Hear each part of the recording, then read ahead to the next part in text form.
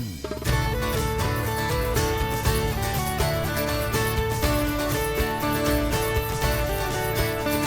Santa Claus is pagan too, just like all the rest. And if you are a merry witch, he'll bring you all the best. So get that star up on the roof and bake those cookies too. 'Cause Christmas time is really Yule and Santa's pagan too.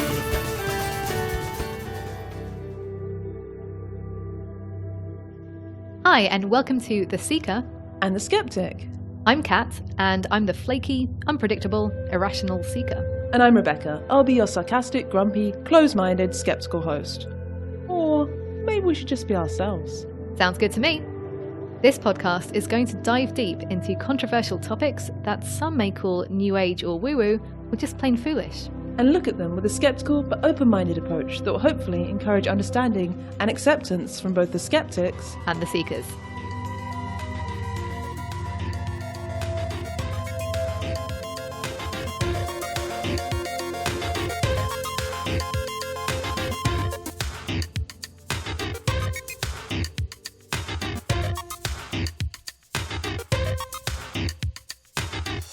Happy solstice, everyone! Yeah, we're recording on the day after the Winter Solstice, so that's it. We got through the shortest day. Things can only get better now.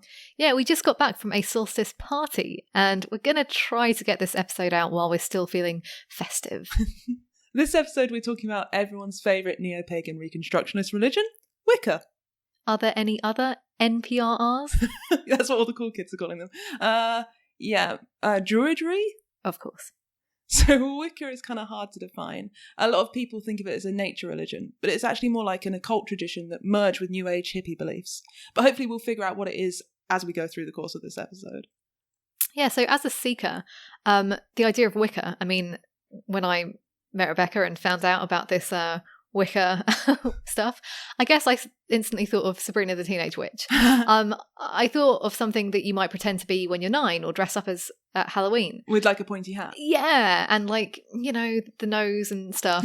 Or I thought of people like back in Salem in the witch trials, and not that I know much about that time.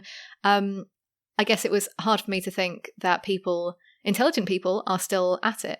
So are you thinking of you weren't even necessarily thinking of Wicca as a religion, it was just God, no. I just didn't know. So if you guys have heard the Skeptic episode of our podcast where Kat interviews me, you'll know that I used to be a witch. So I'm not really coming to this as a skeptic, although obviously I am a skeptic. I'm coming to it as an ex-witch. Skeptics generally don't know or care that much about Wicca. I mean, it's a really small religion, and it's, as far as religions go, pretty harmless. I mean, all they do is go out into the woods and have picnics and sing songs and stuff. So skeptics don't really care that much. When I've met a few other skeptics who used to be witches, which is kind of cool. But actually, if you think about the history of Wicca, it's a kind of stepping stone to a lot of the new agey things that skeptics do criticize, like alternative medicine, the law of attraction, astrology, all of that sort of stuff. Sort of is not necessarily comes from Wicca, but is fed through into the culture we have today via Wicca. So I always think, I mean, this is just because it's my bugbear, because I used to be one, but I always think skeptics should pay more attention to Wicca. I actually think it's quite an important thing. Yeah. And this is, as I said, the day after the solstice. So I guess we should say, before we get into the solstice party, what exactly is the solstice? Did you know what it was coming in, or? So I knew that it was the shortest day of the year.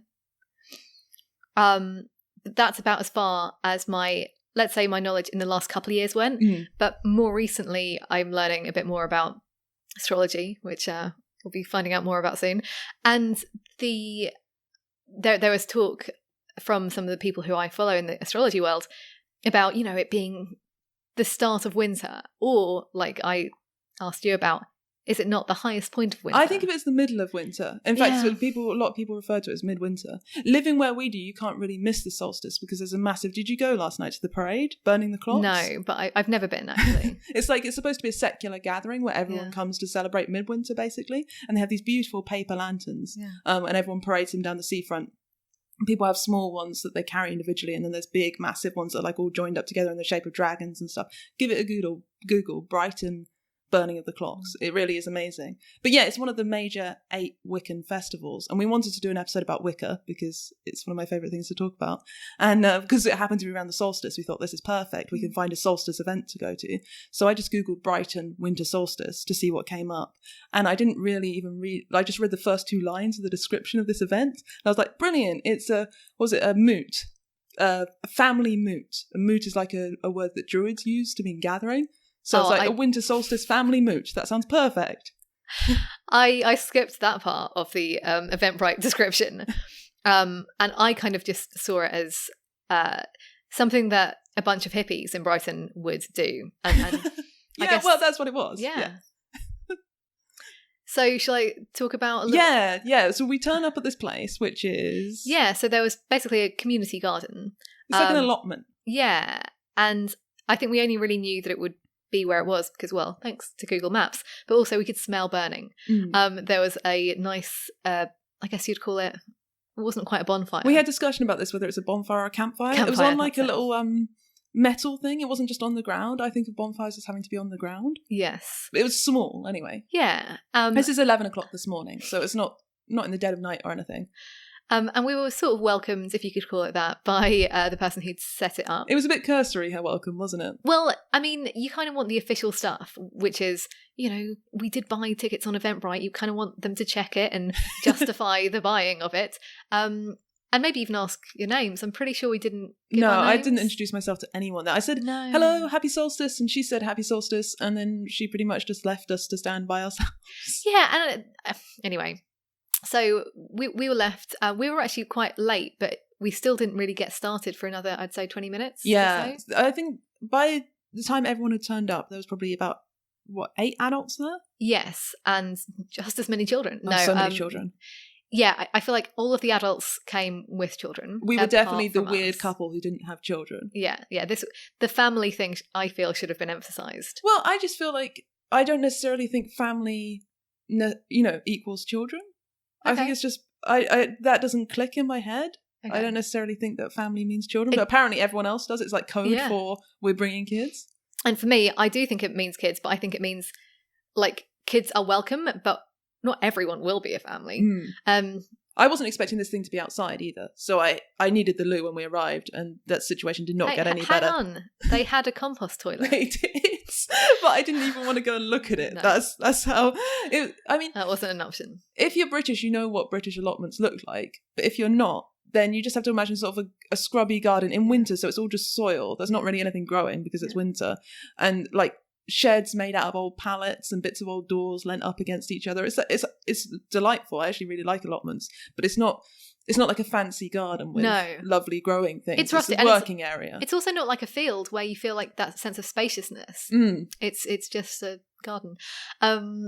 So once we did finally get started, we stood around in a circle. And held hands, yeah. Which is weird enough. I mean, I'm half holding Rebecca's hand and half holding a stranger's hand. What do you mean half holding? Well, one hand is holding one person. Oh, I see. I thought you meant you were only half holding it. Because I had a child. Just holding fingertips. But that's what I was doing because I had a child. So she was only holding like 2 of my fingers. And then I had you with your tiny hands on the other side. So we did this, starting to feel the feeling of being in a group, I guess. And the facilitator, I'm sure there's a better name for that maybe she was the high priestess. Maybe. She didn't really introduce herself or give us a title, but she was calling the circle, so let's call her the high priestess. And excuse me, what the hell is calling a circle? Well, calling a circle is something, I mean, we talked about it in the Lost episode, didn't we? Lost episode. So there is a mysterious Lost episode that we might end up resurrecting at some point about an experience we had where we went to a goddess temple, and we had some technical difficulties and we didn't record it properly. This is a real shame because it's an interesting episode. But there, like here, and in many places that we go to, I'm sure, there's this thing, it's called calling a circle, or sometimes calling the corners to form a circle, and it's basically about creating a sacred space. So everyone focuses on the idea of keeping this area that's between your bodies. So you stand in a circle, often holding hands, sometimes not, and you'll focus on that area being a special sacred place where special things happen. And often it's kind of described as being between the worlds. It's not really in the physical world, it's not really in the world of spirit, somewhere in between where you can work with both. It's actually a really lovely ceremony, and people do it in all sorts of different ways. And all sorts of different traditions as well. So Druids do it, Wiccans do it, obviously, but also like occult magic guys do it as well, like alchemists do it. And you could say, like, a chef might do it when they prepare their space and get everything ready to prepare food. Yeah. I mean, the intention behind something, behind creating a space for magic, let's say, to happen. Yeah. I don't think it's... I can see the appeal that spans beyond, all of these particular traditions. Another thing it makes me think of is when people sit down and hold hands and pray over their dinner. Yeah. Yeah, so that sort of feeling of like, okay, now we're entering a space where we're going to be respectful, and this is a special time and a special place where special things are going to happen. That's the point of calling a circle. It's nice. It's just kind of like preparing yourself. So that was quite nice. I think she asked us to close our eyes and maybe feel, I can't quite remember what she said, but it was definitely like feel the ground underneath your feet, feel the wind on your face. Take some deep breaths. Yeah. It was lovely. And she never told us not to open. She never told us to open our eyes again. No. So, but which then is confusing for me because I could have just stayed for the whole thing with my eyes closed and be like, "We're going over to the fire now. I guess I'm going with my eyes closed." Well, I definitely couldn't because there were children and a dog running around, so it got a bit mad. If you tell me to close my eyes, you need to tell me when to open them again because otherwise I'll just keep them closed. Precise. I'll start to do the half opening thing. It's a bit of a cheat. So the kids were given the elements, the 4 elements in different forms, which I think this is one of my highlights. So we had the water gun representing water, a kind of bubble wand for air, so clever. That was really good. Yeah. A fake candle, kind of cute, and a bowl of dead leaves. Which, for Earth. For Earth, yes. I should have mentioned that. Sorry, and the fake candles for fire, in case you hadn't added that up. And so the kids were kind of like trying to take on those and they sort of walked, they each took a turn to walk around the outside of the circle to bless it with each of the elements. Yes. It was really nice, but kids are, unpredictable. Yeah. So they were just wandering off. And everyone was trying to... They kept saying, although maybe this was in the event description, which I didn't read properly, this is an event for the children. You've probably been to ceremonies before, children, but this one you're allowed to take part because it's for you. I was like, oh, I didn't realise it was for them. No, I really didn't. I really didn't realise that. And I'm not saying it ruined it. It's just I wasn't expecting that. Yeah, we turned up thinking this was going to be an event that was for everyone, not something we were sort of putting on for the children. Putting on. And I mean, we can unpack that afterwards, but it did feel like that. And in a way, for me, it took I couldn't really be serious about it. Yeah. It was definitely, we're playing a game. Yes, it felt like a game. But that's interesting because that is kind of like what Christmas is, isn't it? Yeah. Oh, and this is a few days before Christmas, and Christmas is all about children, and no grown-ups believe that Father Christmas is real. But we still do the ceremony. Yeah. We put up the tree and we talk about Santa, and like that is, for me, I love that, and I love that kids give you the excuse to do that because let's face it, I think grown-ups enjoy the play of that as well. That said, I didn't come here to have that kind of fun. Yeah. I want serious fun. And we were sort of like, and there was like a kind of blessing, but even that was a bit half-assed. Not half. It did feel like that. It was a bit half-assed. They're lovely people. Yeah, so but lovely. But it was a bit half-assed. Right. And then we didn't close the circle, which is bad news. Yeah, that was it. They did the 4 elements, and then she said, should we go down and sit by the bonfire now? It was kind of like resignedly. It wasn't like she had that planned. She was kind of like, oh, fuck it. Like the kids aren't doing what they're meant to be doing. Let's just sit down. Yeah, I definitely got that vibe. And I was like, fine, because, it's warm by the fire. We get to sit down and we get some warm apple drink and mince pies, which there was some debate over them because it's like they should have been vegan, but they did actually have egg in them. Well, I don't know. I never got clear on that point. I just stayed clear of them to be safe. And the other vegans stayed clear of them as well. Yeah, but I was tempted to go and get the packet because I was like, I paid £5 for this. And also, if you didn't have milk, they probably would have left out egg as well. Otherwise, exactly. But I didn't want to be that annoying vegan who goes and inspects the packaging of your mince pies. So I was just like, oh no, chestnuts are lovely. Yes, which they were, and apart from one which wasn't properly cooked. But you always get a dud. That's the nature of cooking chestnuts on a bonfire. Risky. We should say the weather was glorious. Oh, yeah. This is the day after solstice, so it's a day where we get a couple of minutes extra sunshine, which is really precious to us. Compared to Thursday? Yeah. Yeah, but we just go back to what was happening on Thursday. It's not like a big deal. It's we get more. We get more sun today than we did yesterday. More minutes of sunshine. More than yesterday, but not more than the day before. It's been equal to the day before. No. Yeah. Yeah, it would. Yeah, that's true. Yeah. Anyway, I don't want to ruin solstice for everyone. But then we had the story of the Oak King and the Holly King / Queen. So there's this guy, he was really good, the guy with the hat that you were admiring. Yeah. And he says, no, so now we're going to tell a story and I need some people to play roles in the story. And I was like, oh, good. But he clearly meant children. Yeah. This is a repeating theme. Rebecca had to step off the stage. So a little boy and a little girl stepped up. And it was great. They were asked, do you know what solstice is? In that patronising way that grown-ups do to children. I think the boy had a clear idea, but the girl kept saying summer solstice. And then like correcting herself. It was very sweet. She'd obviously been to some event at summer solstice as well and had that memory. 6 months later. And they donned masks. Well, yeah, these beautiful, maybe they were beautiful, but, naive. Homemade. They were very much homemade. They were homemade. They were made with like wrapping paper or something. It's like a kind of just a mask that covers the eyes and then goes up into points. I'm gesturing. That doesn't help people listening, but it helps Kat to see what I'm doing. I'm like, that's exactly what it was like. And she doesn't need the help because she saw it. Imagine those like fancy masquerade masks people wear at balls.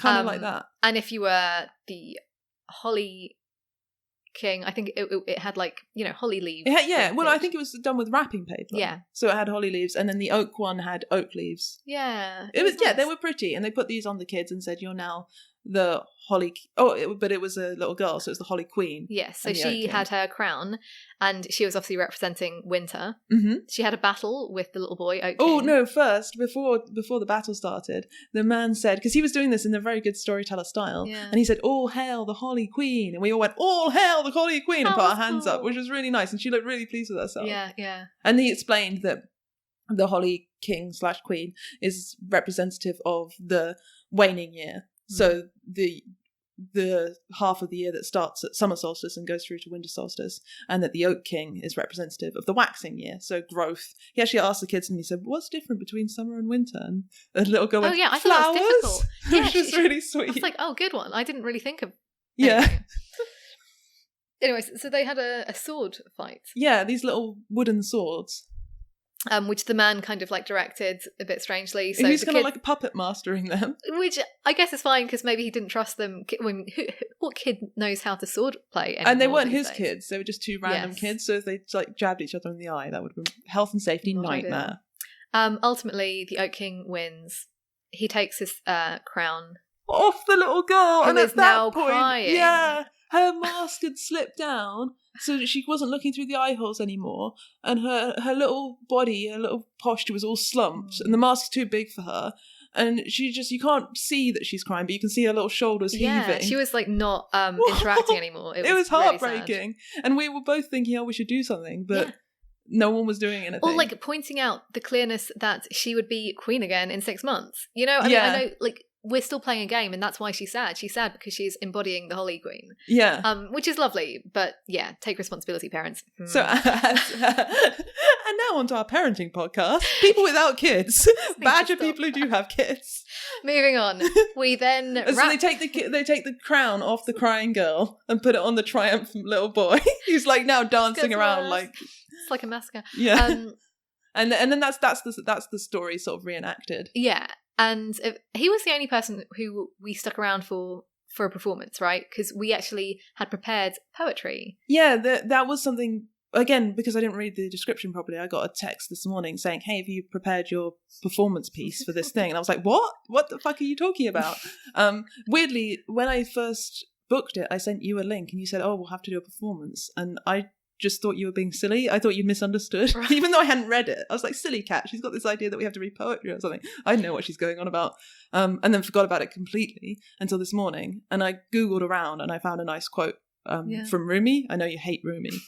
So I was actually quite looking forward to reading it, but also feeling increasingly awkward about sitting around with this fire with these people who all seem to know each other and be there to entertain their children, and there's this weird couple of women who no one knows. I don't think I could have revealed my poem that I've been working for months on. No, I'm kidding. I googled for a solstice poem. I did have a genius idea, but I couldn't put it into action because I didn't know how to communicate with you to go along with my plan. But what I thought would be a good excuse for us being there is if we were a couple who were thinking about getting a baby. Just purchasing one. Getting a baby in the near future, and we wanted to know how to raise it as a pagan, so we came along to this event. It would have definitely made more sense to those people because, again, why were we at this family event. Yeah. It did seem a bit strange. And I don't want to ever feel like in any of these things that we do for the podcast that we're being like journalists. Yeah. So you want to feel like part of it. So if we have to pretend to be a lesbian couple, well... I don't know. But I also don't want to lie. It's like a weird thing. Like, I don't want to make them feel awkward. Like, why are we here? I want to get into it as much as I can and have the real experience. But also, I don't really want to lie. So it's like... Also, there was a guy that I know vaguely from, like, around town who was there. I don't know him to talk to, but I know him. And he might know that I'm not half of a lesbian couple who's thinking about getting a baby. I don't know if he knows that. But that might be going around about me. So, next up, we made clay candle holders, which kind of came out of the blue. Yeah, I was not expecting that. But again, I wasn't expecting anything because I hadn't read the thing. So. And I think that was nice. But again, that was not facilitated. We were not told as a group. Like, we weren't given ideas. We need guidance. Guidance. If you come to a community event, and by community, I just mean like a gathering of people, there is this part of me, and maybe this is a personality type thing, that I want some direction with what I'm doing. Otherwise, what am I doing? I feel like a bit of a lemon. Yeah, I don't know. I feel safer. Like, if someone says, okay, so we're going to call the circle, then we're going to have this little storytelling Basically, thing. treat us like children. Yeah, like, tell us what's going to happen in what order and at what point there'll be mince pies and what point there'll be times to go to the toilet. Yeah. And, like, that's what I like. Of course. And it seems obvious to us, but maybe for people who... Well, they're just a really bunch of friends. Things. Right? Okay, and maybe with friends you wouldn't feel the need. And again, if it's for children, as long as the children are happy. I think this is the thing. I don't know why this was advertised publicly, because it felt like a bunch of friends getting together around a bonfire. And it wasn't just a Facebook group event. It was an Eventbrite thing. Like, somebody thought about it and used technology to, which makes me think. Yeah, which we paid £5.95 each to attend. Like, it wasn't. The way we're describing it makes us feel like we were crashing a family event, which is exactly what it felt like. Yes, but it wasn't that. No, if anyone looked at the Eventbrite thing, you would think that this is just a public thing, but it's maybe just not very popular. Yeah. So after the clay candle holders, which was kind of nice, but by that point we were feeling very awkward, and like, there's no way to clean your hands, so now you've just got hands covered in clay, and really needing the toilet, and you don't want to use the compost toilet. So that was pretty much. We said our goodbyes. Yeah, I think you wished happy solstice, or something even better was like, enjoy the rest of your solstice celebrations, which I think is very appropriate. I said, because it was true, we had to go pick my partner up from a haircut. So I said, sorry, we better get going. We have to rescue another family member from a haircut. And the woman just looked distraught. She was like, oh no, well, I hope it went okay. I was like, she's still probably wondering what happens. I was just making a weird joke. I guess I do make weird jokes. And anyway, so these are very sincere people. I think that's what I would take away from that. Like, her sincerity was very sincere. Yeah. And it was nice. I think you said right when we first arrived, I wish I'd done this as a kid. Yeah. And it's true. I mean, that's lovely to see kids engaging in ritual and it being about them. Yes. I'm sure, I mean, if I had kids, maybe I'd consider taking them to something like that. So, yeah. Yeah, exactly. So that was our, in-depth going to something. Actually living the experience of Wicca. What I thought as the more academic, if you want to call it that side of it, is I give Kat one of the books that I read when I was a witch and that was really important to me, so that she could understand what Wicca was, or just get a grasp of it, because it's a big topic. So I had a look at my bookshelves, but I actually sold most of my witchy books to an occult bookshop, but I got quite a good price for them. I got over £100. Nice. And this was quite a long time ago when I was younger, and over £100. You had 100 books. Yes, I had £100. But there were a couple that I couldn't let go of. One is a witch's Bible, which is like thick and looks like the Bible, and I couldn't give her that. That would just be cruel. So the only other one, was Earth Magic, a Dianic Book of Shadows by Marianne Weinstein. So I lent that to Kat like a couple of weeks ago, and you've had a chance to look through it? I did. And so, it didn't look like a modern snazzy book. It really did look like something that was about 100 years old. But that was just because Rebecca had used it so much. It has like wax on the cover and stuff. Which is amazing. And like, it's a short book. She packs a lot in, considering it's like a pretty big topic. Yeah. And what struck me was... Marianne herself, she comes across as, first of all, very like reasonable and quite similar to a lot of the more spiritual books that I generally read. Like, you just start reading and you're like, yeah, this person isn't a total kook. They're on the same page as me. Yeah. Which is saying something about me, maybe.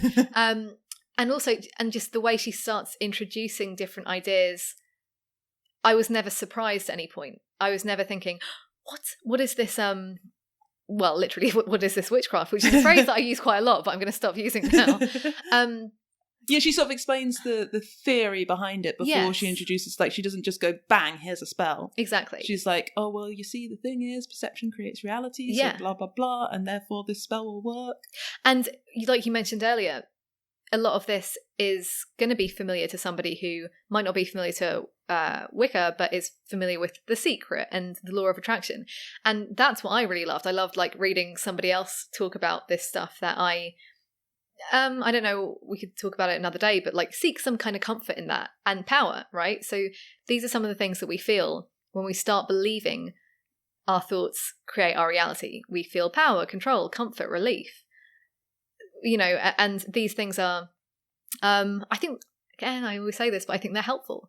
It's interesting you use the word control, because I picked up on that too. And one of the things that I think, for me personally, about Wicca, one of the reasons why it drew me in so much was because it gave me the sense of control.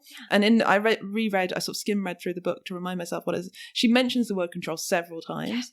And if you think about like what it's like to be a teenage girl, even if you have a really stable family life, which I didn't, like, you feel like, what the fuck's going on inside my body? What is this world that I'm trying to exist in? Everything's confusing. And this book tells you that you can have control. Yeah, without necessarily having an eating disorder or something. Yeah, exactly. exactly. Like, and I'm not being insensitive. It really is a massive thing that you're gonna need some outlet for the problem of being a human. Yeah, and I'm sure teenage boys have this too. But obviously I don't have the experience of teenage boys, so I don't know what that's like. But that thing where you're not quite an adult, so you can't actually make decisions about your life. You're just being shunted around to school, to one parent, to the other parent, wherever. Like, you don't control where you live or anything that happens in your life. Yeah. And yet you're kind of starting to have all these adult thoughts and feelings. Your sexuality is happening. It's like, it's really confusing, hard time. And anything, and I think this is why there was such a boom of Wicca for young girls in the 90s, like teenage girls in the 90s. It makes sense. It's the perfect thing for them. Yeah. And the perception creates reality thing feeds into that, because it's like, well, it doesn't matter if, you know, your mum just left and this and that. You can just go into your bedroom and stare at a candle and make everything better. And something else that people might get from this, kind of linked to control, but is this sense of power. And for me, that comes a lot from being able to connect with something that is older. So there is this idea, particularly with this book, which is based on, I don't know too much about this, but Dianic Wicca, right? So based on the goddess Diana? Yeah, this is a weird... Actually, I was going to get into this later, but let's do it now. The Dianic Wicca is a really interesting strain of Wicca. It's basically comes about in America in like the 1970s, I think. So Wicca starts in the UK in the 1940s, and maybe we can talk a bit more about that later. But it comes across to the US in the 70s, and it gets sort of integrated with the women's spirituality movement. And there's this woman called Susanna Budapest from Hungary, and she starts a coven and starts teaching Wicca, but in her own way. And she calls it Dianic Wicca. And the focus is on the goddess Diana and on women in general. So Dianic Wicca, it's weird that this book doesn't mention this at all. But anyway, that's the later part of the story, because this book isn't written until the 80s. So in the 70s, Susanna Budapest is creating a Wicca explicitly for women to empower women. And she says we need an all-female energy environment, read no male writers, listen to no male voices, pray to no male gods. She's really hardcore feminist separatist. Made me growl. So what I like about Marianne is that she is taking kind of like the essence of this is my interpretation, but not being hard and fast about the women only exactly thing. Well, this is what happens. Like, Susanna Budapest creates Dianic Wicca, and people are like, oh, I like what you're doing there, but let's soften it up a bit and add in a bit more of the like Carl Rogers personal development stuff that's also going on a little bit later, and it becomes closer to what it is today. So we're reading a book called Dianic Witchcraft, which is completely egalitarian gender-wise. Yeah. Like the Dianic witches in the 70s would have ripped this book up in disgust. Right. There's so much mention of male gods in there. Yes, and so another thing that I really loved is this, I was talking about this connection to something older. Well, she suggests a practice of like picking 5 goddesses or gods, well, goddesses, and you can add some gods in, to kind of, it's not really worship, but you call on them. They're kind of like your power team. Yeah, your power team. Yeah, that's exactly what they are. I just ate that up. I just love that idea so much. Partly maybe that is me with my own background being like, oh, it's like having your favourite saints, which is a big thing of like Catholicism. Oh, that's interesting, yeah. I'm recently just been getting into like old Greek legends and just really like this idea of learning more about what did these ancient archetypes represent, and how can you take that and embody that in your own life, which I think is really empowering. I think we have this kind of skill of imagination and we can use that in really, I think, important ways. Doesn't have to be magic, but I just think like having that kind of direction. Yeah, having like a sort of something that inspires you to be better than you are. Yeah, I think that's how I always thought.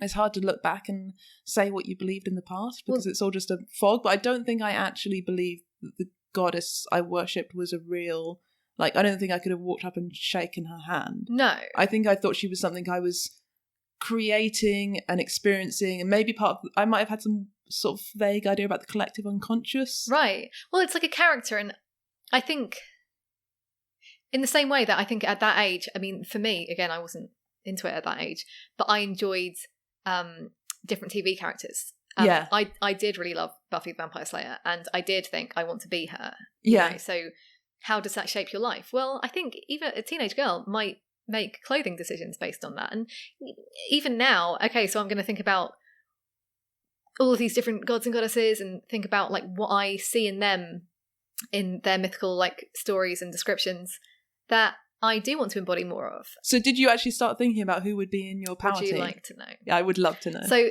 at the time of reading the book, because in the book she does list out some like common choices, which is really helpful. But since then I've kind of gotten more into specifically Greek legend, and I've chosen Athena, Artemis. So those are 2 women. They were the first ones in the book. In your Greek myth book, you're like, I'll have the 2 A's. Nearly all of mine start with A. Aries, got a 4, and Apollo. Oh, interesting. So, and then I've got the 5th is, it was going to be another A. It was going to be Aphrodite, but then I was like, no, I read a story when she was a bit of a bitch. So I decided to go with the Morrigan, because that was in the book, right? Oh, nice, yeah. And this is very cool. Wait a minute. Like, yeah, remind me crow. who she is. So in the legend, she appears to the hero Cuchulainn, and offers her love to him. And when he fails to recognise her and he just rejects her, she's like really upset. And so she tells Cuchulainn that she will hinder him while he is in battle. And while Cuchulainn finally dies, she settles on his shoulder in the form of a crow. And his, downfall was that he never realised the feminine power of sovereignty and everything that Morrigan offered to him. So she's like a sort of crone type. She's like a dark goddess. I guess she's definitely goddess of night. I mean, all of these they always tend to have like good and bad qualities. Yeah, almost. Or when you read through a list of gods and goddesses, none of them are purely good and purely bad. Yeah, but there do tend to be the ones who are, I mean, they're all good really, because the bad ones are just like, oh, she's the goddess of power and strange magics, but she's always depicted as being like a bit creepy looking, and then there'll be the goddess of like growth and life, and she's who's all like clearly good. Yeah, but if you actually read the old stories, I'm sure you'd find more details. Yeah, maybe more fully fleshed out instead of just looking through, because I think a lot of the Wicca books you'll see it's just like a sort of like grocery list, like exactly, and picture, name, couple of details, what colour they're associated, what time of the year they're associated which with. I think is too simplistic. Even if you would look at all of any legends, Norse, Celtic, Greek, Roman, Egyptian, anyway. But I think most witches would probably choose gods and goddesses that they were drawn to from a list, and then go do more research and become more like. I think almost it's. At least for me, it was kind of part of the devotion to the goddess to go and research the deets, get the deets on her. In the East, like Bhakti yoga, like part of that is you kind of like a lot of your practice is learning about your favorite god, like learning about Krishna, and like, I love that. It's a religion for nerds. Yeah, which I think that's such a good point. Many religions can be, and many are not. They're almost like you don't even get to do the good bits. I heard a guy, I can't remember who it was, some atheist guy talking about why he became an atheist. And he said, I became an atheist because I'm a nerd and I actually read the Bible. And I was like, this is ridiculous. Because if you don't read it, you can just go along and enjoy the kind of... But once you actually start digging into the details, he's the kind of guy who read the Silmarillion. He didn't just read Lord of the Rings, he read the Silmarillion. Wow. And this is the sort of person that's perfect for Wicca, because it's not really making any claims about the world. Everything's very vague. No one ever says the goddesses are real or gods are real or not real or anything like that. It's all just... Go and do your own research. In fact, in this book, in Earth Magic, she says it's an inner-directed theology. Yeah. Which is a fancy way to say you make it up. And it's so hard to argue with that, which is wonderful. So for me, I'm like, okay, cool. It's something that you've got some guidelines, and there is like rich stuff. Like you can dig into your favourite aspects. What did you make of the actual magic in there? So this idea of community was really, really appealing to me. I love the bit when she's talking about having is it coven, you say? Coven. Yeah.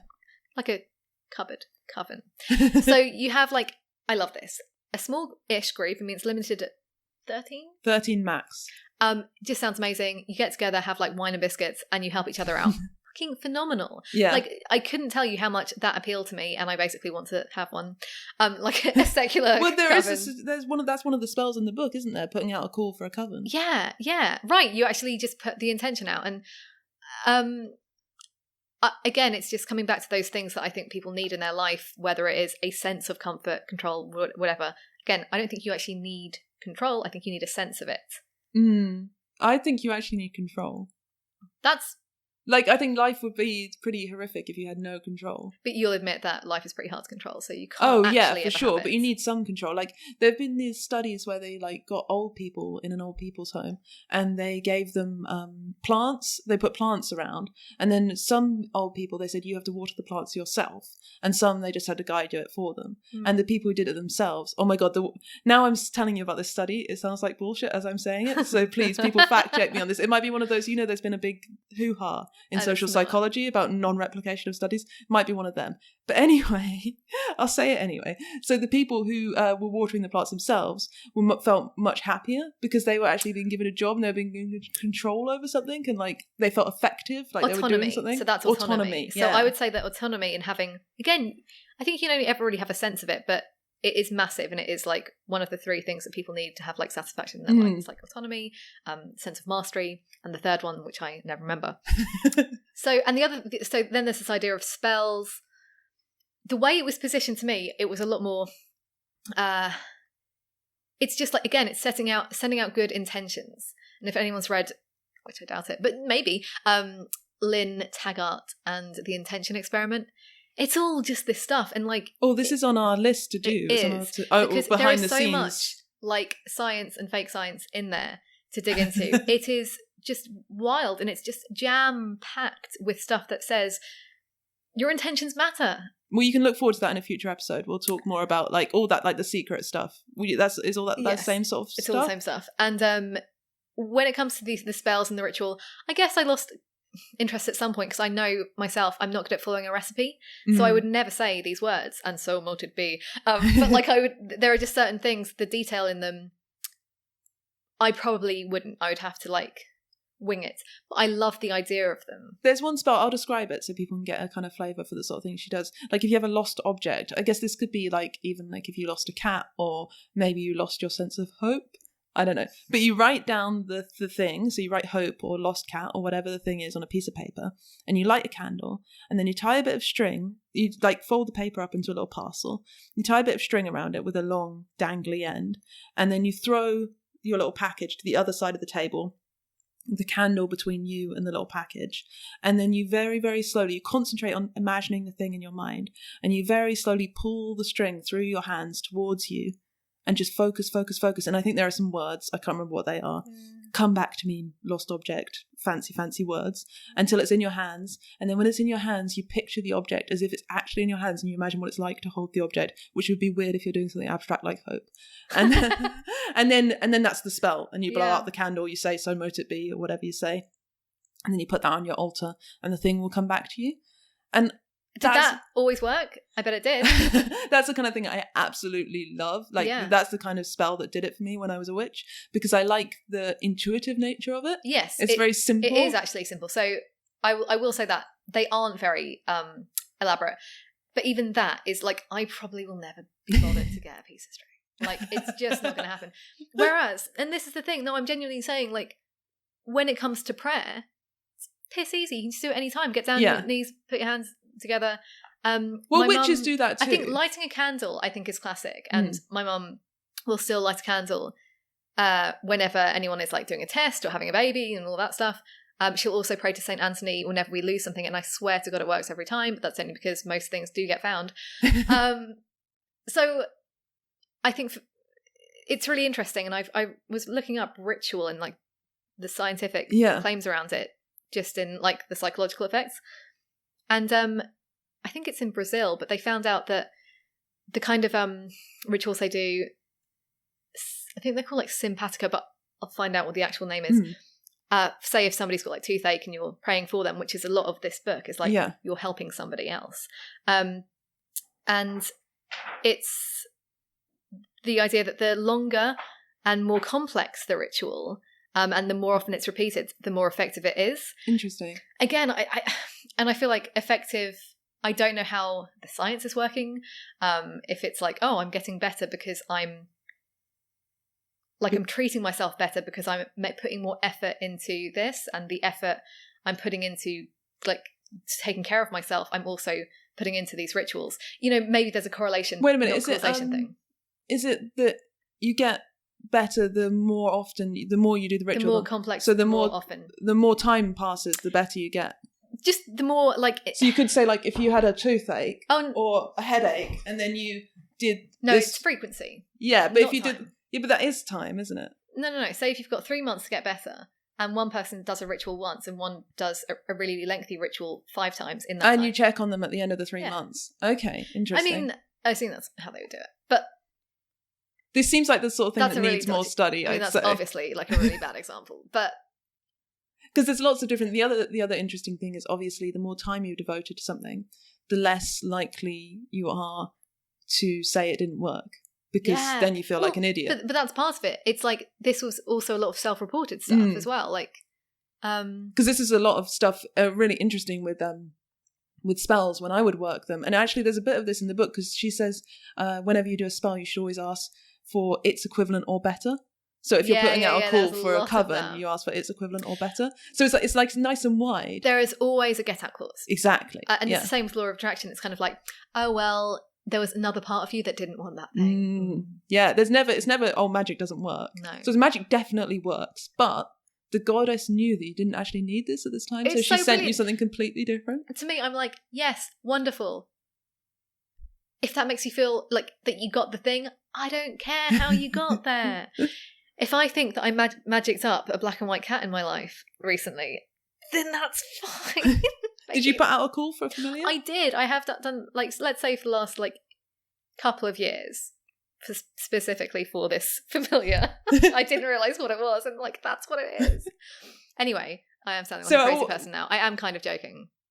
Yeah, but kind of not also. Also kind of not, only because it's a weird coincidence.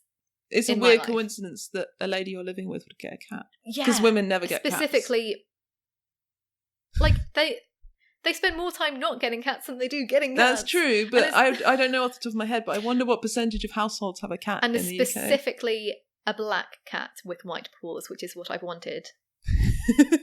Anyway. Oh my God, you're right, magic's real. I mean, there we go. That's the conclusion. We can conclude that. No, what I really liked about the magic, though, is... have you ever been to one of those big old museums, like the Pitt Rivers Museum in Oxford? No. It's really cool, and you probably see this at any old... like British Museum or whatever, but they often have a lot of fetish objects. So they have like little bundles of sticks that are kind of in the shape of people that have had nails hammered into them, or all sorts of stuff. And it's what people would think of as voodoo. But yeah, I like this. So explain that a fetish object is something that you put more meaning to it than it has on its own. Yeah, I don't know what the text, like the dictionary definition, but from my understanding of what a fetish object is it's a normal object, like it could even just be a glass or something, but you invest it with meaning. So if I took this glass that I'm drinking mulled wine out of right now, and I sneaked a little bit of your hair and tied that around the handle, which you obviously have done, and then I burnt a candle in it, and then I like spent some time concentrating on it, thinking, cat, this is the mug of cat. And then I filled it up with the mulled wine and I drank it. And whilst I drank it, I thought, I'm drinking the blood of cat. With every sip, she will get weaker. Oh, no. But so this is all in the tradition of what's called sympathetic magic. And it's like the earliest magic that we see prehistoric people. I mean, anthropologists argue about this all day long. But the idea is like a lot of those cave paintings, expressions of sympathetic magic. So they were kind of hoping to like catch that boar on the wall. You create a representation of the thing in the world that you want to affect, and then you do what you want to happen to that thing. So of course the classic thing is you make a voodoo doll, and you put pins in it because you want that person to suffer, or you do make a voodoo doll and you cuddle it because you want them to feel safe. It could work either way. But so that's what I like about the pulling the little thing towards you, is it feels simple, intuitive. It feels like something a caveman could have come up with, and I really like that. Like, because it I guess it just scratches a really deep itch of like, oh, this is how the human brain, the sort of naive human brain thinks the world works. We think that the world works through correspondences. Like, we think that if we eat walnuts, we're going to get cleverer because they look like brains. They look like brains, but they do say that it does help because of the vitamin E. And anyway, I think there is something deep in us that feels the need to have. Well, so for me, it's more like representation through symbol, which is it seems very much a part of us and kind of deeper. It's almost like a deep clean as opposed to just like scratching the surface, which is what language is. Language is that like high level, more recent, more refined, and let's say like technology, which we're kind of moving towards, is on top of that. It's almost like there's this just really old way of like emojis. We're kind of going back in a circle when we send emojis, because these are symbols that say a lot. Sometimes I cannot explain what I'm trying to say without an emoji. I've noticed that in your text. Yeah, it's weird, but don't they just say the right thing?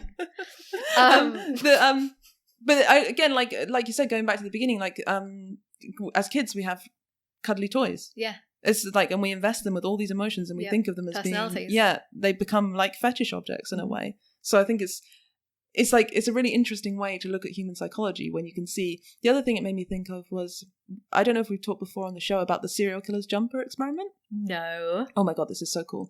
So what this psychology professor did is he got a jumper and he held it up at the front of his lecture hall and said, I'm just doing a little thing, will someone come down and pop this jumper on for me? And pretty much anyone is happy to do it, no big deal. It's a cardigan maybe, I don't know, so it's easier to put on, you don't have to put it over your head. And then he says to them, okay, that cardigan used to belong to Ted Bundy or some horrible serial killer, now who's happy to put it on? And loads of people won't put it on. Yeah. Because they have this sense that it's called contagion in the psychological literature, but it's this idea that there's some kind of essence of serial killer that has been, because he's worn it, it's got into the thing. And this is exactly why if I was doing a spell to make you weak, I would take your hair and wrap it around the handle of my mug, because I'd want to take the essence of cat and infuse that into the object. Yeah, and then it becomes, so this is how our minds work. We really think that there is a link between like people's nail clippings and the person they were clipped from. It's the reason why, if you've ever been on a bus and like somebody who's maybe homeless, maybe has a dog on the seat next to them, and then they get off the bus and you're like, well, those seats are much better, I'm going to move seat. But you still kind of feel like, they've just been here. I think this is because it comes from a very deep, I think it makes sense if you think about it evolutionarily, because you don't want to eat something that's touched poison or like feces or whatever. And even if it's like not enough to do any actual damage. Or even if like you'd be happy sitting on that seat if it was a week later, but because it's just a moment after. So the people who were more leery about touching things that had touched badness, whether that was literal badness as in poison or figurative badness as in a bad person or a bad person in a situation that you don't want to be in, the people they did better evolutionarily and they produced more offspring. And now we have a group of people who are like they've done experiments where they ask people to drink out of bowls that are like potties. What do you call those in American? Do they still call them potties? I think potties. You know, things that kids shit in. I think they might, because they have a different word for nappies. It's not like the I don't know why I'm nappy assuming and diaper all and of you potty. are Americans out there. Potty, isn't it? Potty and potty. Yeah. Okay. Anyway, so people won't drink out of them, even if they're just new, brought from the shop. Yeah. So it's no different than drinking from a plastic cup that you've just bought from Walmart. I see. But it's the association that I'd creeps like to people out. test myself on. So I think I'd like to prove that it's all fine. And I do that a lot with like just how like clean a mug is. You're like, well, technically this is clean, but I don't need to go through the ritual of cleaning it again. Is this just your excuse for not cleaning your mugs? I'm just trying to be like really cool and like skeptical. It's like, no, Kat, you're giving yourself like some crazy diseases. Okay, moving on. Sorry, we've drifted off of it. So anything else on the other Earth thing, magic? Yeah, the other thing that I was excited to see her mention, because I didn't actually know where I'd got this from. This is something my coven always did, but I wasn't entirely sure where it came from, but I think it was specifically her book, is the cone of power. Do you remember that bit? No. The idea is the witches stand in a circle and they hold hands, or sometimes you can not hold hands, but holding hands is best. Witches love to hold hands. And you focus on creating, like visualizing a cone of power, of energy, radiating up between you. So imagine it's like a witch's hat, right? With the pointers somewhere up above you, and the bit where it would attach to the brim is the witches standing in the woods or wherever they're standing. And then you focus, and you let it go to affect changes, and you all agree beforehand on what you're going to do. And the way she suggests doing it in the book is by passing the power. So you have to imagine the power, the energy whizzing. I'm just using all these words now. Everyone knows that they're with asterisks. When I say power, energy, there's an asterisk saying this is all bullshit. But sorry, this mulled wine is really going to my head. This is a real festive episode. So the power's whizzing around and around and around and up into the point. And to make that feel more physical, what she suggests is squeezing each other's hands as it goes through you. Oh. So, and then at the point when everyone's squeezing, that's when you know it's time to let go, and the high priestess will say, release, or whatever she says. Yeah. And the power will go off. And what's really cool about this, I think it's a very common thing that witches do, and pagans do actually, but it's a specific thing that was mentioned. So the history of Wicca is, as I mentioned before, it was invented in the 1940s by this guy, this retired civil servant called Gerald Gardner, who I think we mentioned in the Skeptic episode in my interview. But he specifically said that when he met this coven of ancient witchcraft practitioners who'd been practicing since the beginning of time, blah, blah, blah, they did the cone of power, and they did it to stop Hitler coming across the English Channel. Wow. So the story goes, old Dorothy, the high priestess of the coven that Gardner met, you have to imagine this guy, he's a retired civil servant, he's just come back spent most of his life living in Asia, and he's like, he's really into the occult and Freemasonry and medieval weaponry and shit. And he comes back to live in the New Forest, and there's nothing to do, and the war's on, and it's like, oh, what do I do with myself? He comes back and he claims to have met this witch, and she's taught him all these magics, and then he's going to tell the public about it. And one of the things he tells the public is, this high priestess, the leader of this coven that I met, they stopped Hitler by doing the cone of power, and she called up witches from all over the UK. They all came to New Forest on a specific date, and they did a massive cone of power, and they raised so much energy, and it was so stressful because you have a lot of witches work naked, or skyclad, as they call it. So they're all out there naked in the woods, covering themselves in bear fat. I don't know where they got bear fat from, but that's how the story goes, to keep warm. And they exerted themselves so much that many of them died, because they're all old, right? They're not at war. Anyway, but it stopped Hitler. So that's great. And she said he said that they'd done the same thing to stop Napoleon and the Spanish Armada. That's why neither of those guys got across either, because there were witches dancing around in the woods naked, sending cones of power to protect our fair isle. And that was never reported in the news. No, of course not. No. I mean, interestingly, the World War II, the Hitler thing, a guy who claims to be Aleister Crowley's son, I think he's called Armando or something. Anyway, I don't think he's actually his son. I don't know. Not one to spread rumours. But he says that it was Aleister Crowley who did it. And it was called Operation Mistletoe, and he did it with MI5. But there is no mention of that in Aleister Crowley's diaries. So it seems more likely that is just something Gerald Gardner made up. Which brings me to, what is Wicca? Yeah. Just something Gerald Gardner made up. Yeah. But is he not, just to clarify, was he not still pulling on old ideas, right? He's pulling on old ideas of witches. No, he's pulling on old ideas, but not old ideas of witches, because there weren't witches. Oh yeah, there weren't witches. Yeah, so he's pulling on a lot of medieval traditions, and he's taking a lot from Freemasonry and Theosophy. In fact, we wouldn't even have the Winter Solstice if it wasn't for Theosophy, because Gardner's original Wheel of the Year, which are the festivals that Wiccans celebrate, was only 4, the cross-quarter days. So that's like Beltane in May, and Samhain, which is Halloween, and Lammas, and Imbolc. And then those were added later, and that probably fed in from Theosophy, because they were really into those alignments. There's also, though, you could say there are no witches with pointy hats, but there have always been, like, medicine women, right? Yeah, cunning folk, they were called. And shamans, but you see it in all these different cultures. So what's to stop some dude, okay, he may have fabricated many stories about them, but just kind of, like, gathering ideas and, like, I guess I'm going to say archetypes, but I don't even mean that, because I really mean, like, real jobs, let's say, that people had. Yeah. And kind of, like, reinvigorating it for the 1950s. It would have been cool if that's what he did, but it isn't what he did, because there were actually people studying, and, like, the cunning tradition is an interesting thing. It's basically people who did, like you're saying, like, they did herbal medicine, they did bits and bobs, they did a few spells, they'd often be the only literate person. And they'd probably, question, I shouldn't say probably, but would they not also pay attention to, like, the change of the seasons and, like, they'd probably be keeping an eye on it, but their main thing was being able to read and write. That was like a big deal, because most people couldn't read and write, so they seemed really, like, fancy, and they would often, the Bible would be a big reference for them. They'd, like, read bits of the Bible, because other people couldn't read the Bible. They had, like, a specialized, they were strange people, a mix of herbalists and educated people, men and women. But the point is, they didn't have a religion that they all adhered to. They didn't all meet up in covens. All of this stuff, that's Gerald Gardner saying that, and he never said, these guys are, like, cunning folk. Yeah.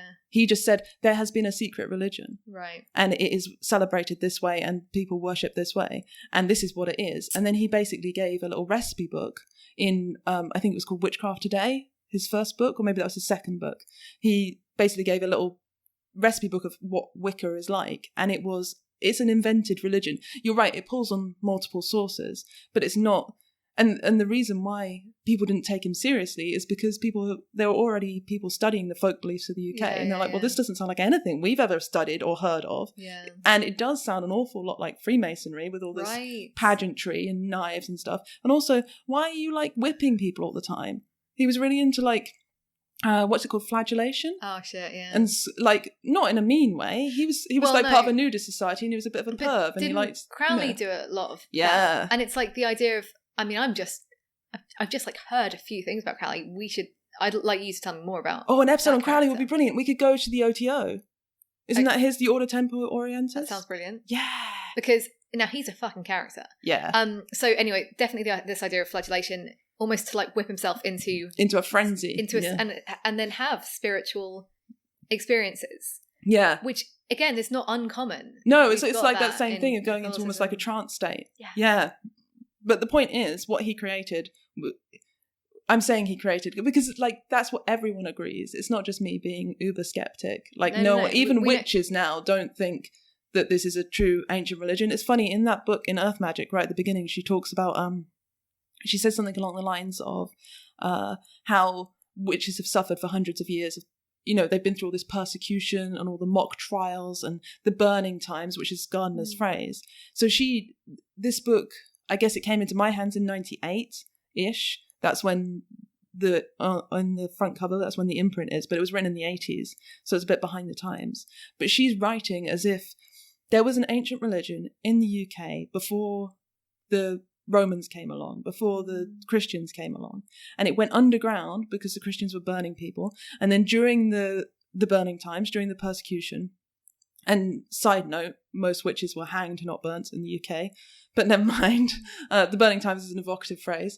So this religion went underground, and they had to hide, and all this stuff where they said, oh, we're killing Satanists, that was just like code for actually we're killing witches. This woman called, sorry, this is like, I'm such a nerd about this stuff, but there's this woman, Margaret Murray, she's an Egyptologist, actually quite a good Egyptologist and one of the few women working at that time, like the 1920s.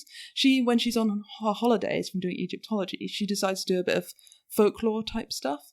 And so she goes and like collects the folk traditions of all around the UK. And she also does, she starts going through all the witch trial documents and she starts decoding what she thinks she's seeing. But she's like, oh, they say that all the witches met in the woods and worshipped Satan. But what they actually mean is all the people of the old religion went to the woods and worshipped the horned god.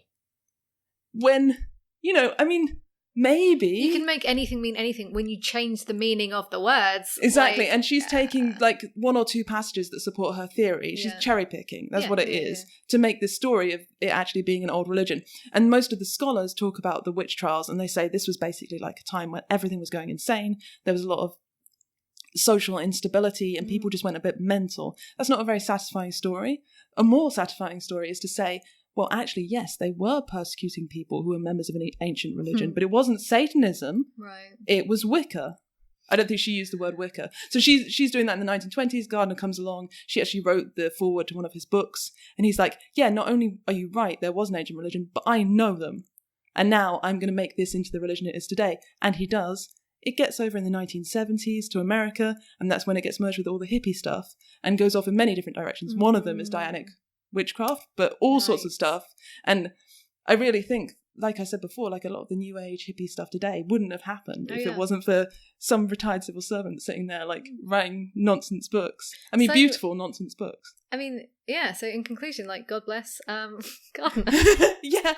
I mean, he's thought of as the godfather of Wicca. That's how people refer to him. It's so funny because it really like sums up a lot of my kind of take on this. The whole thing is, even if it's made up, even if it's not real, is it helpful? Does it leave you with, does it answer some basic needs in your life, and does it enhance your life?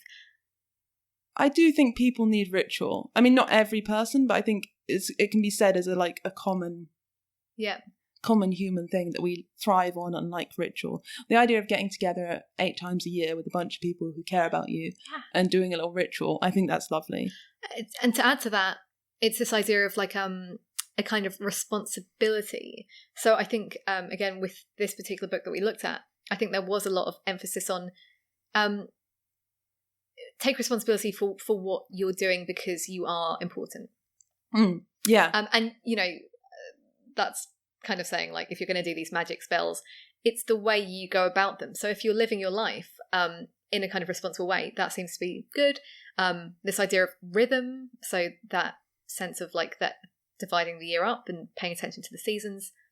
And again, that community and I think what broke my heart about Wicca and why, because I thought for a while maybe I could be an atheist witch. Maybe that's something I could do. Yeah. I even just like started putting notes together for like a manuscript on how to be an atheist witch or the atheist witch. But I was genuinely brokenhearted because when I came to this religion, I believed what it told me in books like Earth Magic, that it was an ancient tradition that connected me to generations and generations of people who've been doing this thing. And that felt really, really important to me. And when I figured out that it was made up, just like the bottom came out of my religion. Yeah. And I can still see the value in traditions and I love them. And I do honor the solstice. I mean, I like the solstice candle. I blew it out this morning.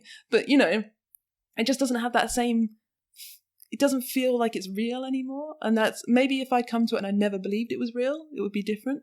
But because I had that loss, I don't know, I guess maybe a lot of people have that when they're like, they grow up Christian and then at some point they're like, oh yeah, there's God stuff. Right, and they can't just go to a church and appreciate the church for its beauty maybe. Maybe they can, but maybe in some ways it's kind of like, well, it doesn't have the same gravitas. Like, it doesn't have the same thing when you walk in and you smell whatever they burn in the church, and like that stimulates something in you, and maybe it doesn't anymore when you've lost that. I think that's a shame, and I'm sort of like in that place where I'm trying to find what those traditions give me, but without having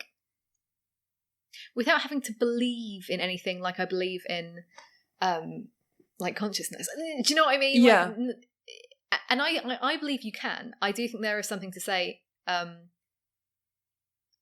like the age of something. You know, we talked about that, and obviously when you found out about this, only goes back to the 1950s. Yeah. Like, which, because say if it was the same guy came up with it in 500 BC, it'd be a different story. That's weird, yeah. It's weird how that affects us, how old something is, and it feels really important. It's almost like we have this sense that, like, over the generations it's been built up, and if you find out... But one of the cool things that is kind of... that has that feeling to it, celebrating the solstice, is we do know that the solstice was an important time for ancient people, or at least... And, you know, archaeologists and people think that it was. I went to Orkney last year, which is amazing. It's a little bunch of islands right at the top, right at the north of the UK. And there might be our most northerly islands. Really weird, barren landscape because they're just massively windswept, so nothing grows. But there's a bunch of Neolithic monuments there, including one called Maze Ho. And it's like it's a chambered cairn. So it's basically like a big man-made hill, really high, like, I don't know, really high. I'm rubbish with distances, but like as tall. I live in a 1-story house. It's about as tall as my house at this top. Yeah, 10 feet sounds about right. And you go inside, and it's really well constructed. Like, it had to be to survive. It's interesting that people were like, "Oh my god, the ancient people could construct stuff so well." You're like, well, the stuff that we see now is the stuff that survived because it was well constructed. Yeah, so it's like that's true. But also it's impressive anyway. But the special thing about this site is that a couple of days either side of the solstice, the light goes in through the entrance thing and hits this little like small, I don't know what to call it, like a little niche in the wall, and they don't know what was put in that niche or what the deal was with it or anything, but they do know that they have a live cam. You can go online and watch the sun go in through this little hole into this ancient thing. So, and then obviously you have Stonehenge, which is constructed in relation somehow to astrological something. And then there's Newgrange in Ireland, which has the same thing where light goes in through a certain thing. So we don't know what they were up to, but we know they knew about these dates and that they were kind of important. So it would suggest that they were. Yeah, of course. It could just be a coincidence.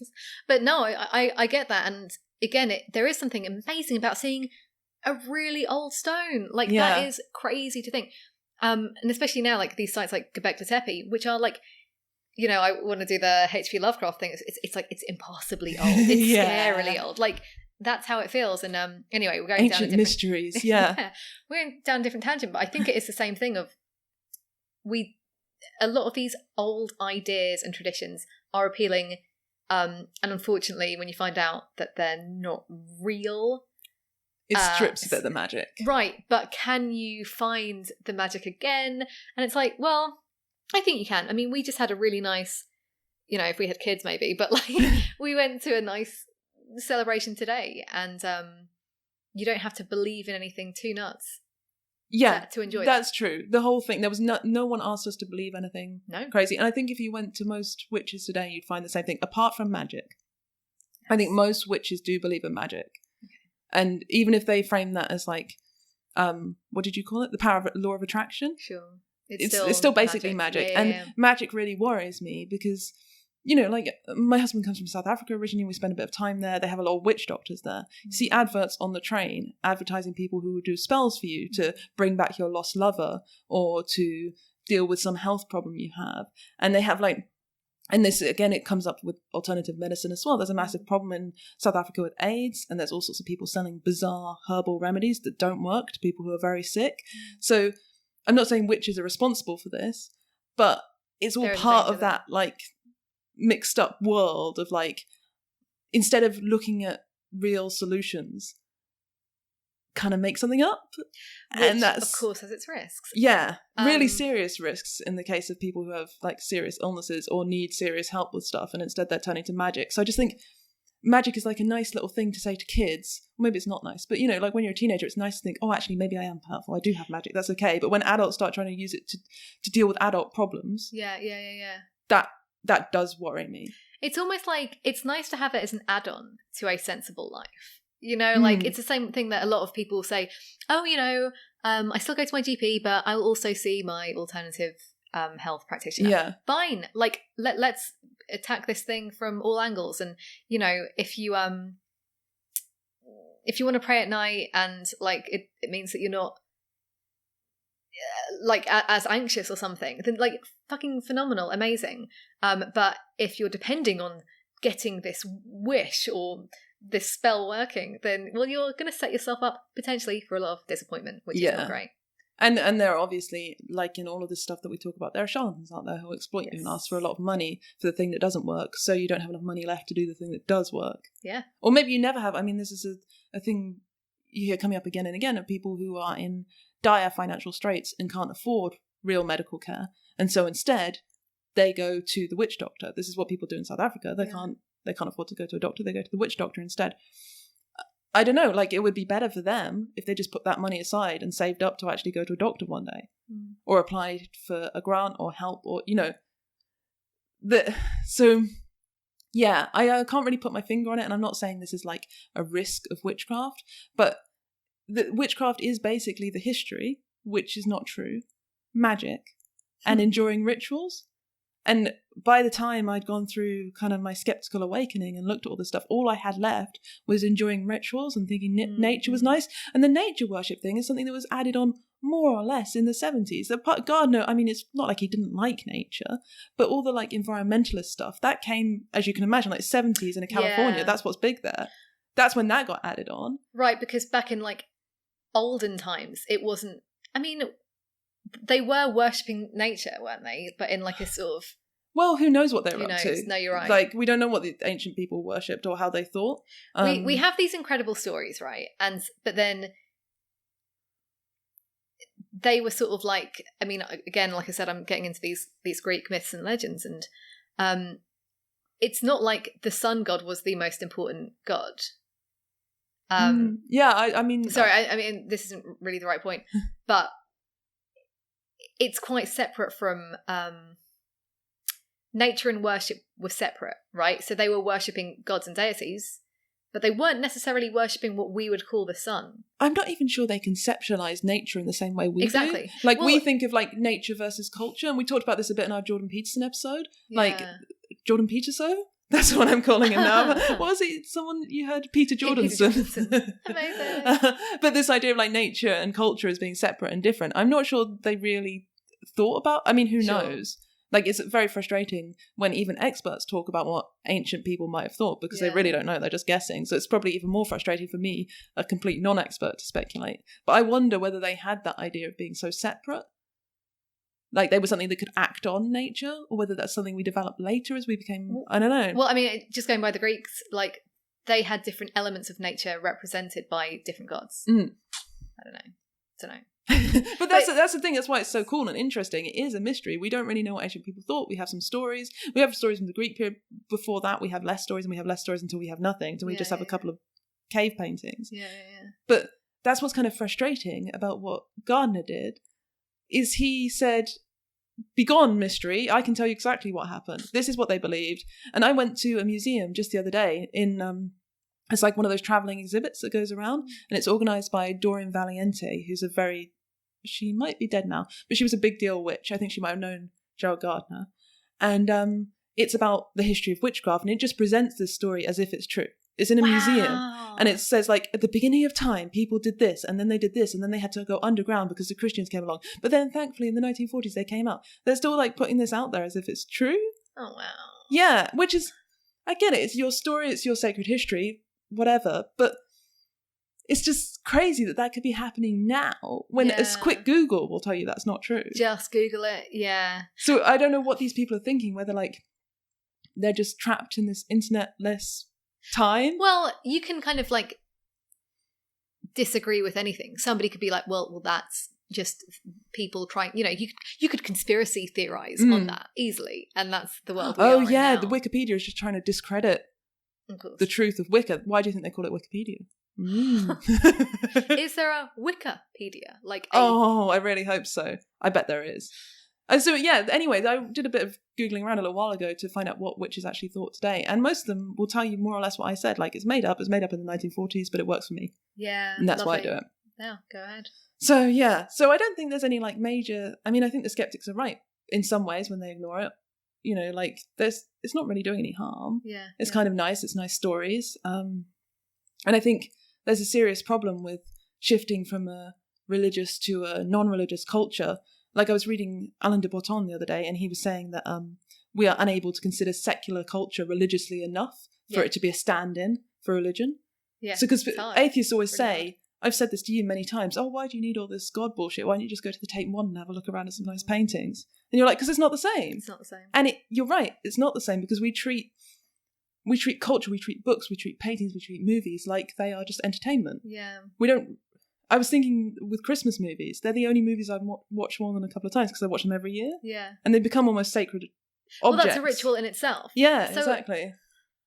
I think you can. I think like I think the idea of ritual and taking that a bit more seriously only enhances my life, unless you want to go. But even that could be dangerous if you were going to go down the OCD route, of course. Yeah, that's true. I mean, that's interesting. I never thought of it as being linked to OCD, but you're right. Maybe it's maybe that's what's wrong with people who have OCD. Just that is tweaked up a bit. It's turned up. Yep. Yeah, a bit more than it needs to be. But for me, like, again, what learning about Wicca has done, and not just like directly experiencing it, but also knowing from the start that it's like a lie.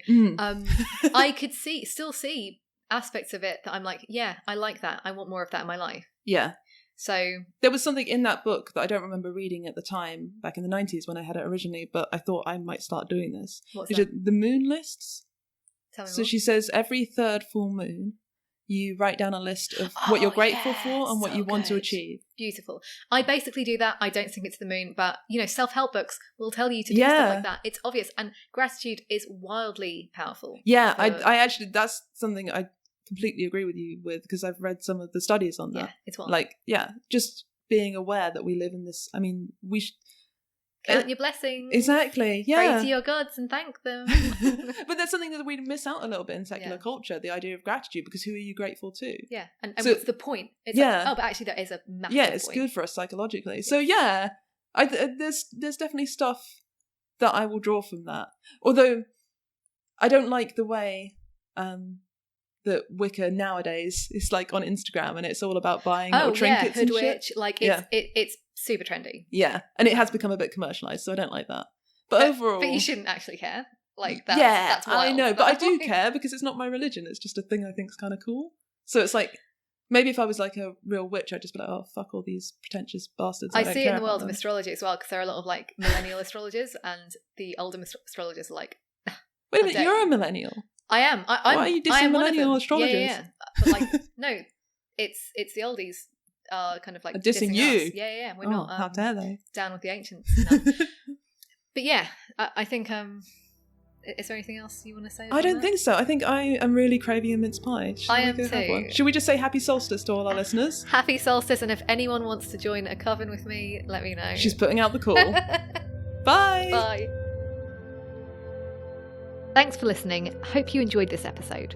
Let us know with a tweet or an email. We'd love to hear about your experiences. Yes, please tell us what we got wrong. You can email us at hello@seekerandskeptic.com and follow us on Twitter @SeekerSkeptic. You'll find the show notes for this and every episode at seekerandskeptic.com. And you can find my skeptically themed comics at RebeccaOnPaper.com or follow me on Twitter @RebeccaOnPaper. And I'm at Yogis Who Shave on Twitter, and you can find me bringing secular yoga to the masses at yogiswhoshave.com. If you like what you heard and fancy supporting the show and spreading the word, we'd really appreciate a rating and review in the Apple Podcast Store. Or tell somebody you know about the show. Thanks for listening. Bye.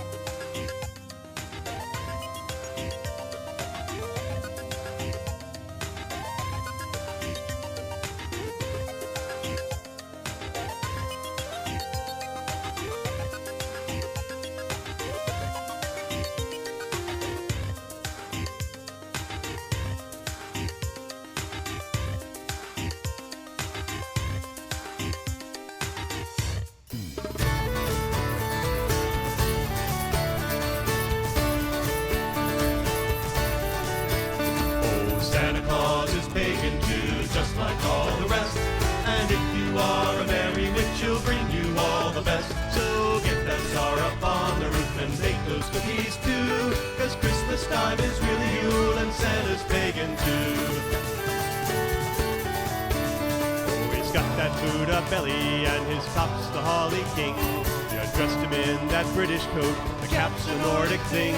You took the horns right off his head and stuck them on his deer, but he still flies high like Jupiter with a belly full of beer. Hey, Santa Claus is pagan too, just like all the rest. And if you are a merry witch, he'll bring you all the best. So get that star up on the roof and bake those cookies too, 'cause Christmas time is really Yule and Santa's pagan too.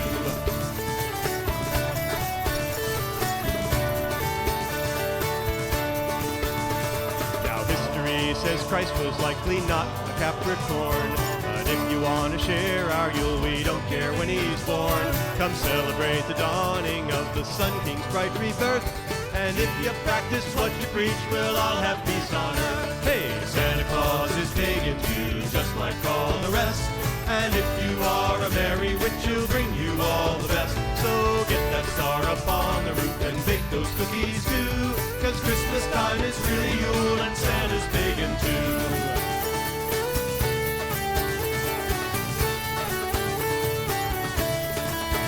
Now Santa's way more jolly than most Christians would require, and if he weren't so busy, he'd be dancing round this fire. Yeah, you can call it Christmas, you got us way outgunned, but just you wait till Beltane and we'll see who's having ho-ho. Hey, Santa Claus is pagan too, just like all the rest.